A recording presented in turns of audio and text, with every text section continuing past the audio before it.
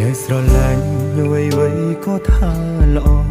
ជោគបនតស្នេហ៍វ័យប្រាយមិនដូចគ្រាដើមកាយវិការធ្លាប់ទន់ភ្លន់ចាប់ផ្ដើមបែសងក៏ក្រងអងដំឡៃលែងនឹងនាទូថ្ងៃលេងក៏គុំរះបានតែចិត្តពុំផាននួនណាយត្រឡប់ដូចថ្ងៃទេបងត្រូវចាំឬដើរចេញពីស្នេហ៍ឬបងត្រូវតើខាត់ទឹកភ្នែកខ្សោកាយអូនជ្រឹងគេជាសថ្លៃតែសូមអភ័យប្រាប់ឲ្យប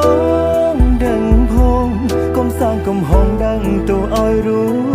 បបងដោយភាពឈឺចាំសូមរាប់បងរីរៃឈឺទឹកភ្នែកបងហូរតើខុសឬទើបអូនមិនលឺមិនអាសរ